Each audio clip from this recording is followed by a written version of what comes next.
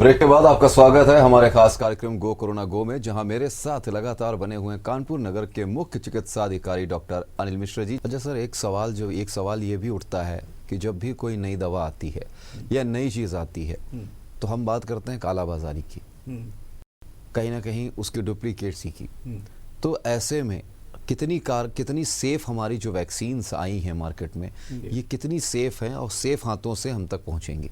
देखिए, इसमें कालाबाजारी होने के इसलिए चांस नहीं है क्योंकि वैक्सीन जहां से बन रही है वहां से लेकर के आपके अंतिम जहां तक जा रही है लगते समय तक जी सारी चीजों का लेखा जोखा है, पूरा ऑनलाइन लेखा जोखा है।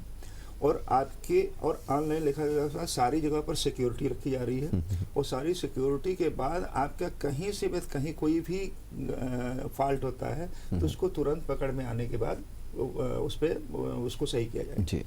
तो जब हमारी वैक्सीन, मान लीजिए हमारे यहाँ 20,000 डोज हमने मांगा, कुछ परसेंटेज वेस्टेज होगा जी, तो उसको लेकर के हमारे यहाँ जो वैक्सीन आ गई, वो वैक्सीन हमारे जितने लोग की लग जा रही है उससे पूरा है जितना यूज हुई और जितना हमारी बची हुई है, जितने लोगों को लग जा रही है वो सारे के सारे वेरीफाई हो रहे हैं, अपने आइडेंटिटी कार्ड से verify, online real time verification and vaccination हो रहा है। तो जब रियल टाइम वेरिफिकेशन वैक्सीनेशन हो रहा है और 20,000 डोज हमारे यहाँ आई, 20,000 हमारे लग गई, तो हमारे यहाँ से कालाबाजारी कैसे हो सकती है?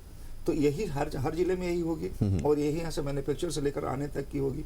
तो इसमें नहीं चांस है कि किसी भी तरह के कालाबाजारी की स्थिति हो।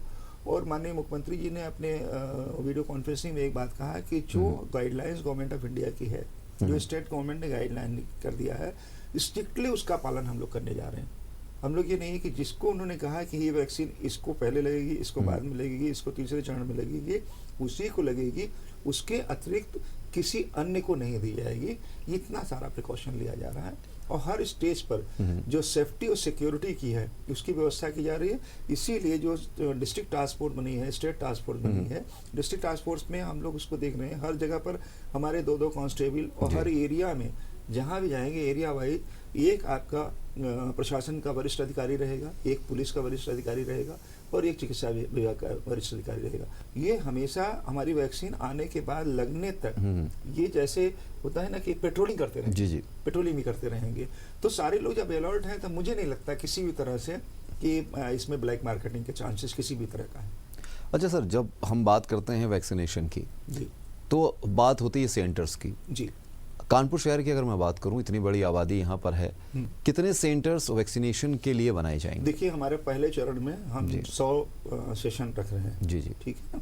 इसमें हमारे यहाँ पहले चरण में हमने सारे CSCs को लिया है, अर्बन PSCs को लिया है, मेडिकल कॉलेज को लिया है, डिस्ट्रिक्ट लेवल हॉस्पिटल्स को लिया है, कुछ प्राइवेट सेक्टर के हॉस्पिटल्स को लिया है, जहाँ 100 से ज़्यादा उनके डॉक्टर्स और कर्मचारी हैं। ठीक, इस 100 पे सेंटर पर, हर सेंटर पे एक टीम जो है वो 100 लोगों को वैक्सीन लगाएगी।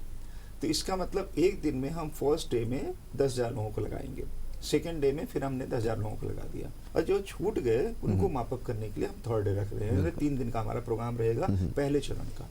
उसी तरह का हमारा ये 50,000 का दूसरा चरण है, तो उसमें हमने 5 दिन की, हमारी ये 100 टीम ही रहेगी, तो 100 टीम के अनुसार हमारा 5 दिन में ये कवर होगा। अब 5 दिन कवर करने के बाद हम इसको 2 से 3 दिन तक माप राउंड के लिए फिर रखेंगे। लेकिन हम इसमें ध्यान रख रहे हैं, इसको बताते समय जो माइक्रो प्लान बनाए हैं कि जो रूटीन इम्यूनाइजेशन के दिन है उनको हम फ्री छोड़ेंगे, जिससे हमारा रूटीन इम्यूनाइजेशन न प्रभावित हो। जैसे हमें सेकेंड फेज में लगाना है, 5 दिन लगाना है, फिर 3 दिन हमको लगाना है मॉपअप राउंड के लिए, तो कंटिन्यूअस 8 दिन नहीं रहेंगे, बल्कि बीच में जो रूटीन इम्यूनाइजेशन के डे हैं उनको छोड़ के लगाया जाता है, जिससे दोनों प्रभावित न हो।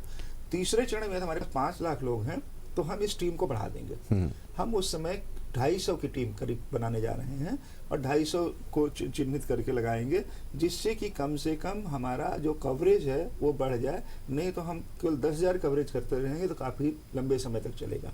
इसलिए हम करीब 2.5 गुना कर देंगे थर्ड फेज में अपनी टीम। अच्छा सर, स्वाइन फ्लू की दस्तक हो चुकी है, अगर स्वाइन फ्लू माफ कीजिएगा, बर्ड फ्लू की दस्तक हो चुकी है जी। ऐसे में एक तरफ कोरोना, ऊपर से बर्ड फ्लू, 5 राज्यों को अभी तक प्रभावित कर चुका है बर्ड फ्लू और यूपी भी अलर्ट पर है। ऐसे में अगर हम बात करें तो कितना अहम मायने रखता है ये जो वक्त है, ये जो अंतराल है, क्योंकि एक तरफ आपको और स्वास्थ्य विभाग को हम सबको लड़ना है कोरोना से, दूसरी तरफ बर्ड फ्लू से भी, क्योंकि अगर हम चिड़ियाघर की बात करें, कानपुर जू की बात करें, तो अभी तक 10 पक्षियों के मारे जाने की वहाँ पर खबर अभी तक आई है। ऐसे में हमारी स्वास्थ्य विभाग की क्या तैयारियाँ हैं? हमारे यहाँ पे देखिए, जैसे अभी जो पक्षियों के मरने की जो सूचना आई है, उनका एक पोस्टमार्टम रिपोर्ट और दूसरा जो जाएगा आपका भोपाल में, उसकी जांच रिपोर्ट आ जाती है, एक्चुअली पता चले कि वो ऐसे नॉर्मल उनकी डेथ हुई है या बर्ड फ्लू से हुई है। हमारे यहाँ हम अलर्ट अपने अस्पतालों के इसलिए जारी कर दे रहे हैं, बल्कि कर दिया है हमने, कि जो बड़ी अस्पतालें हैं वहाँ पर एक सेपरेट वार्ड की तैयारी रहे, यदि इस तरह कोई केस आता है तो उसमें एडमिट हो जाए। सेकेंड, हमारे प्राइवेट और गवर्नमेंट हॉस्पिटल में जहाँ भी पेशेंट जा रहे हैं, उसमें बर्ड फ्लू के लक्षण जैसे पेशेंट हैं तो उसकी सूचना वो सीएमओ को दें, ये भी हमने निर्देश जारी कर दिए हैं।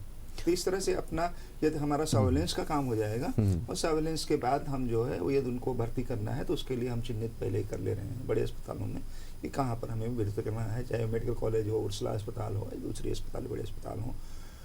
और जहाँ तक बात है कि परेशानियाँ आती हैं जी, लेकिन परेशानियों से आपने देखा कि किस तरह से हमारे जो लीडर्स हैं, प्रशासन है, पुलिस है, मेडिकल विभाग है, और विशेषकर मीडिया, और मीडिया के साथ जनता ने पूरी तरह से कोरोना से जिस तरह से निपटने में हम लोगों ने जॉइंटली जो हमारा इम्पैक्ट रहा है वो कोरोना का हम लोग कम किए हैं। वैसे ही हमें बर्ड फ्लू भी आता है, आने की संभावना नहीं है, ईश्वर करे कि ना आए, लेकिन आता है तो उससे भी इसी तरह से निपटेंगे, हम लोग सफल होंगे। बिल्कुल सर, हम लोग उम्मीद कर सकते हैं, उम्मीद का दामन भी नहीं छोड़ना चाहिए। लेकिन एक सबसे बड़ी चीज़ होती है जागरूकता। जी, जैसे ही हमारे यहाँ शासन प्रशासन की तरफ से, स्वास्थ्य विभाग की तरफ से किसी भी चीज़ को लेकर कवायद की जाती है, जी, वैसे ही नियमों को तोड़ने वाले भी, और कहीं ना कहीं इस दौरान में, इस दौर में भी अपना कहते ना कि एक तरह से स्वार्थ सिद्ध करने वाले लोग भी एक तरह से आ जाते हैं। तो कोरोना वैक्सीन की जैसी ही बात आई है, वैक्सीनेशन की बात आई है, बहुत सारे हम लोग देख रहे हैं कि ऐसे मामले भी सामने आए हैं जिसमें लोगों के से फर्जी उनकी डिटेल्स ली जा रही है, कहीं ना कहीं रजिस्ट्रेशन के नाम पे बहुत कुछ हो रहा है। तो ऐसे में आप क्या कहना चाहेंगे जो आम जनमानस है? दोनों चीज़ों के, एक तो देखिए इसका जैसे बर्ड फ्लू की बात आपने किया जी, तो ये सारे जो आपके पोल्ट्री प्रोडक्ट्स हैं और उनके और आपके जो मुर्गी हैं उनके तरफ से, चिड़ियों से आती है, तो थोड़ा सा इसमें कॉशन भी जारी हो गया है कि इंपोर्ट न किया जाए, दूसरा एक्सपोर्ट न किया जाए, इस तरह की चीज़ों पर ध्यान रखा जाए। जनता से भी है कि इस बीच में थोड़ा सा इनका सेवन यदि न करे तो अच्छी बात है। जो लोग जहाँ जहाँ मुर्गा पालन है या इस तरह की है, मुर्गी पालन का है, वहाँ पर कोई भी लक्षण उनमें नज़र आए तो तुरंत संबंधित आपके अधिकारियों को सूचित करें, जिससे कि तत्काल कार्रवाई हो सके, ज़्यादा नुकसान होने से बच जाया जाए। और जैसा मैंने पहले से भी कहा था, ये देखिए, दो चीज़ों से हम कोरोना पर विजय पा सकते हैं जो आज की स्थिति है।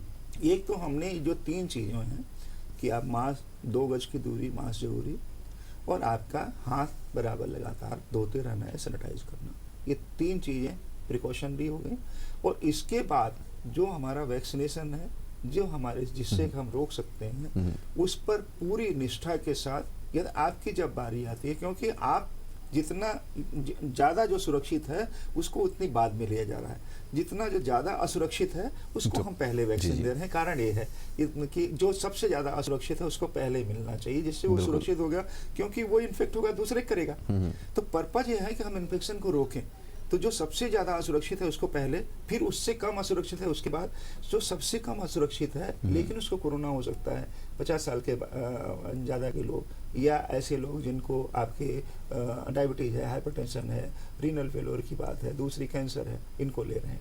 तो हमारा निवेदन इतना है कि आप, ये बहुत बड़ा यज्ञ कर रहा है भारतवर्ष ने, अपना वैक्सीन बनाया हम सारे लोगों को, और जिस ढंग से, जिस तरह की चीज़ों से हमारे वैज्ञानिकों ने, हमारे डॉक्टरों ने, हमारे लीडर्स ने, हमारे प्रशासन ने, हमारी मीडिया ने और सब जनता ने मिल करके इस कोरोना पर विजय पाई, तो उस पर परमानेंट विजय के लिए हम अपने पर भरोसा करें, हम अपने लीडर्स पर भरोसा करें, हम अपने नेतृत्व पर भरोसा के साथ प्रशासन पर भरोसा करें, चिकित्सा विभाग पर भरोसा करें, हम अपने डायरेक्टर जो है आपके drug control general of India के उस लाइसेंस पर भरोसा करें कि हमारी वैक्सीन सेफ लोगों द्वारा सेफ रूप से इफेक्टिव वैक्सीन है और ये हमें सस्टेन करेगी कोरोना से रोकने के लिए।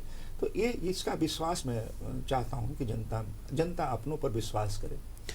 सर, एक आखिरी सवाल आपसे, बहुत ही जल्दी जवाब चाहूँगा कि 2 वैक्सीन हमारी आ चुकी हैं, अभी और कितनी वैक्सीन ऐसी हैं जो कारगर सिद्ध हो सकती हैं इस लड़ाई में, और दुनिया को भी हम एक तरह से देखा जाए अग्रणी लीडर के तौर पे आगे ले जा सकते हैं? मुझे लगता है कि राज जी कि हम लोग भारतवर्ष अपने जो नेतृत्व है हमारा, उस नेतृत्व ने इसका दुनिया का लीडर बना दिया है। यदि हमने 2 वैक्सीन अपने यहाँ की, जो अपने स्वनिर्मित वैक्सीन की कैटेगरी में आ रही हैं, यदि हमने बना करके दुनिया को दिखा दिया, जबकि दुनिया के चंद देश ही जो डेवलप्ड कंट्रीज हैं पूरी तरह से, या जो अति जो उन्नत कंट्रीज हैं, यदि उनमें से सारे लोग अभी नहीं बना पाए हैं और हम डेवलपिंग कंट्री होकर के अपने बना चुके हैं, तो हमारे उन वैज्ञानिकों को जिन्होंने इसको बनाया और उस इच्छा शक्ति को जिसके द्वारा वो प्रेरित होकर बनाया, हम सारे लोगों की इच्छा शक्ति और उसकी कृपा, उसको हम बधाई देना चाहते हैं।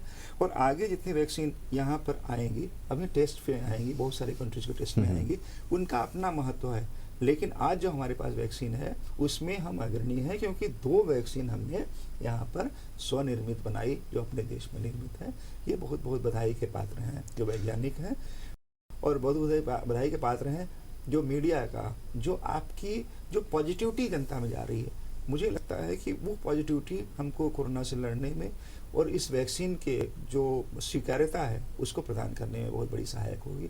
तो मैं आपको भी, मीडिया को, विशेष रूप से JMD चैनल, जिस तरह से आपका इस अभियान में इन्होंने आपने जो पॉजिटिव रोल अदा किया है, वो सदा जो आपकी इलेक्ट्रॉनिक मीडिया की हिस्ट्री में आपका ये योगदान दर्ज रहेगा। मैं आपके प्रति भी आभार व्यक्त कर रहा हूँ और न्यूज चैनल के प्रति भी आभार व्यक्त कर रहा हूँ। नहीं सर, आभार हमारे चैनल और हमारी तरफ से है स्वास्थ्य विभाग की टीम को और विशेषज्ञों को, वैज्ञानिकों को, कि इस लड़ाई को आगे आकर फ्रंट लाइन पर आके आप सबने लड़ा है और लगातार हमारा सहयोग आप सबके साथ बना रहेगा। और जो कोरोना के खिलाफ जो युद्ध चल रहा है, इसमें जो नई शुरुआत अब जंग की हो गई है, 5 विकासशील देशों में से एक विकसित देश, जो 5 विकसित देशों में से हमारा जो विकासशील देश है, जो हमने कोशिश कर दिखाई है इतने देशों में, वो एक अग्रणी है और उसमें आप सबका जो योगदान है वो सराहनीय है और हमेशा यादगार ही रहेगा। इसके लिए आप सभी का बहुत बहुत शुक्रिया और बहुत बहुत शुभकामनाएं कि इस लड़ाई को हम सब मिलकर जीत हासिल करेंगे। बहुत बहुत शुक्रिया सर आने के लिए भी और लोगों को जागरूक करने के लिए भी। Thank you very much. तो दर्शकों, ये थे हमारे साथ कानपुर नगर के मुख्य चिकित्साधिकारी डॉक्टर अनिल मिश्रा जी, जिनके साथ हमने बात की कोरोना वैक्सीनेशन को लेकर। एक एक परत दर परत हमने बात की और जानने की कोशिश की कि किस तरीके से ये वैक्सीनेशन कार्यक्रम किया जाएगा, किस तरीके से आप तक पहुंचेगा। और जागरूकता भी बहुत बड़ी ज़रूरत है, बहुत बड़ी चीज़ है। किसी भी भ्रम में ना रहें, किसी भी भ्रांति में ना रहें। सरकार ने अपना काम किया है, वैज्ञानिकों ने अपना काम किया और अब हमारे डॉक्टर्स भी अपना काम करेंगे। फिलहाल आज की इस खास पेशकश गो कोरोना गो में इतना ही। अगली किसी नए प्रोग्राम के साथ जल्द होगी आपसे मुलाकात। तब तक ले दीजिए इजाजत। नमस्कार।